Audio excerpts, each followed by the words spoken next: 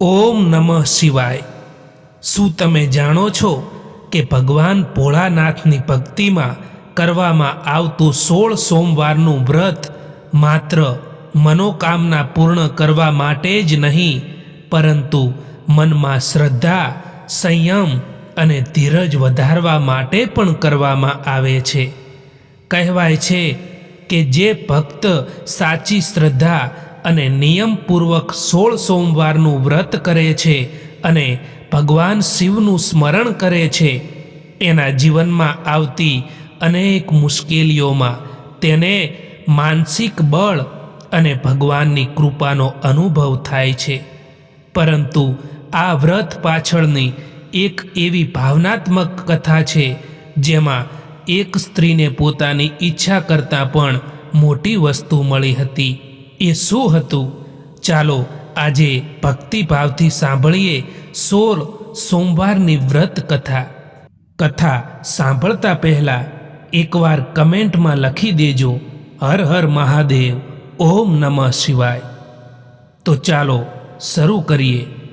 સોમવારનો દિવસ ભગવાન શિવને સમર્પિત માનવામાં આવે છે। આ દિવસે ઘણા ભક્તો ઉપવાસ રાખે છે અને શિવલિંગ પર જળ, દૂધ, બિલ્વપત્ર તથા ફૂલ અર્પણ કરીને ભગવાન શિવનું સ્મરણ કરે છે। તેમાં ખાસ કરીને 16 સોમવારનું વ્રત શ્રદ્ધાથી કરવામાં આવે છે। આ વ્રત દરમિયાન ભક્ત 16 સોમવાર સુધી નિયમ, સંયમ અને ભક્તિપૂર્વક ભગવાન શિવની પૂજા કરે છે। ઘણા ભક્તો પોતાની મનોકામના માટે આ વ્રતનો સંકલ્પ કરે છે, પરંતુ યાદ રાખવું, વ્રત માત્ર ઈચ્છા પૂરી કરવા માટે નથી। વ્રત એટલે પોતાની શ્રદ્ધાને મજબૂત કરવાનો સંકલ્પ છે। સવારે વહેલા ઉઠીને સ્નાન કરી સ્વચ્છ વસ્ત્રો પહેરવા, ઘરમાં અથવા મંદિરમાં ભગવાન શિવની સામે દીવો પ્રગટાવવો, ત્યારબાદ શિવલિંગ પર શુદ્ધ જળ અર્પણ કરવું, શક્ય હોય તો દૂધ વગેરે અભિષેક કરી શકાય। પછી ભગવાન શિવને બિલ્વપત્ર અને ફૂલ પણ અર્પણ કરવા, હાથ જોડીને બોલવું, ઓમ નમઃ શિવાય। પછી ભગવાન શિવની પૂજા કરીને 16 સોમવારની વ્રત કથા સાંભળવી અથવા વાંચવી। પોતાની શક્તિ અને પરંપરા પ્રમાણે ઉપવાસ રાખવો। સાંજે ભગવાન શિવની આરતી કરીને પ્રસાદ ગ્રહણ કરવો। તો ચાલો કથાની શરૂઆત કરીએ। એક ગામમાં સુહાસિની નામની એક સ્ત્રી રહેતી હતી। સુહાસિની ખૂબ જ શ્રદ્ધાળુ હતી। તે દર સોમવારે નજીકના શિવ મંદિરે જતી અને મહાદેવને જળ અર્પણ કરતી। પરંતુ તેના જીવનમાં એક મુશ્કેલી હતી। ઘરમાં સતત કોઈને કોઈ કારણસર અશાંતિ રહેતી। ક્યારેક પૈસાની તકલીફ આવતી તો ક્યારેક પરિવારના સભ્યો વચ્ચે મતભેદ થઈ જતા। સુહાસિની ઘણી વખત રાત્રે ભગવાન શિવ સામે બેસીને કહેતી, હે ભોળાનાથ, મારી મુશ્કેલીઓ તમે દૂર કરો કે નહીં એ તમારી ઈચ્છા છે, પણ મારા પરિવારને સાચો રસ્તો બતાવજો। એક દિવસ સોમવારે તે મંદિરે ગઈ। ત્યાં એક વૃદ્ધ સ્ત્રી શિવલિંગ પાસે શાંતિથી પૂજા કરી રહી હતી। પૂજા પૂરી થયા પછી વૃદ્ધ સ્ત્રીએ સુહાસિનીને કહ્યું, બેટા, તારા મનમાં ઘણું દુઃખ છે।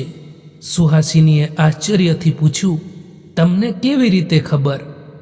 વૃદ્ધ સ્ત્રી હસીને બોલી, જે માણસ ભગવાન સામે કંઈ બોલતો નથી તેની આંખો ઘણી વાતો કહી દે છે। સુહાસિનીની આંખોમાં આંસુ આવી ગયા। તેણે પોતાના જીવનની બધી વાત કહી। વૃદ્ધ સ્ત્રીએ કહ્યું, જો તારી શ્રદ્ધા સાચી હોય તો 16 સોમવારનું વ્રત લે, પણ એક વાત યાદ રાખજે, દર સોમવારે ભગવાન પાસે પોતાની મુશ્કેલી દૂર કરવાની જ પ્રાર્થના ન કરવી। સૌથી પહેલાં પ્રાર્થના કરવી, હે મહાદેવ, મને મુશ્કેલી સામે લડવાની શક્તિ આપજો। સુહાસિનીએ એ જ દિવસે 16 સોમવારનું વ્રત કરવાનો સંકલ્પ કર્યો। પહેલા સોમવારે તેણે ભગવાન શિવને જળ અર્પણ કર્યું. તેના મનમાં હજુ પણ ઘણી ચિંતા હતી, પણ તેણે કહ્યું, હે મહાદેવ, આજે હું મારી ચિંતા તમારા ચરણોમાં મૂકું છું. 5મા સોમવારે ઘરમાં ફરી એક મોટી મુશ્કેલી આવી. સુહાસિનીને લાગ્યું કે કદાચ તેનું વ્રત કોઈ કામનું નથી, પરંતુ તેને વૃદ્ધ સ્ત્રીની વાત યાદ આવી. મુશ્કેલી દૂર થાય તેની પહેલાં મન મજબૂત થાય છે. તે ફરી શિવ મંદિરે ગઈ, શિવલિંગ પર જળ ચડાવ્યું અને કહ્યું, મહાદેવ, હું હાર નહીં માનું. 9મા સોમવારે તેના ઘરની પરિસ્થિતિમાં થોડો બદલાવ આવ્યો, પરંતુ હજુ સમસ્યા પૂરી થઈ ન હતી. આ વખતે સુહાસિનીએ ભગવાન પાસે કોઈ વસ્તુ માંગી નહીં. તેણે માત્ર કહ્યું, મહાદેવ, મારા મનમાં શાંતિ રાખજો. આ વાતથી તેના પોતાના મનમાં મોટો ફેરફાર આવ્યો. પહેલાં તે દરેક મુશ્કેલીથી ડરી જતી હતી, હવે તે મુશ્કેલી સામે શાંતિથી ઊભી રહેવા લાગી. 13મા સોમવારે સુહાસિનીની મંદિરમાં પહોંચી ત્યાં તેને ફરી એ જ વૃદ્ધ સ્ત્રી મળી. વૃદ્ધ સ્ત્રીએ કહ્યું, હવે શું માગે છે? સુહાસિની થોડું વિચારીને બોલી, પહેલાં હું મારી સમસ્યા દૂર કરવાની પ્રાર્થના કરતી હતી, હવે હું ભગવાનને કહું છું કે જે થાય તેમાં મને સાચો રસ્તો દેખાડજો. વૃદ્ધ સ્ત્રીના ચહેરા પર સ્મિત આવ્યું. તેણે કહ્યું, હવે તારી ભક્તિ સાચી દિશામાં જઈ રહી છે. છેવટે 16મો સોમવાર આવ્યો.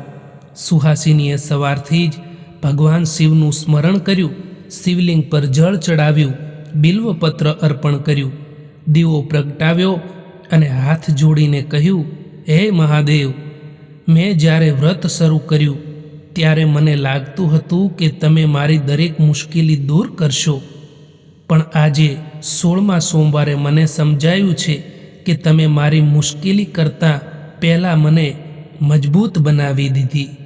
મારી અંદર ધીરજ આવી, મારા મનમાંથી ભય ઓછો થયો અને મારા ઘરમાં પણ ધીમે ધીમે શાંતિ આવવા લાગી.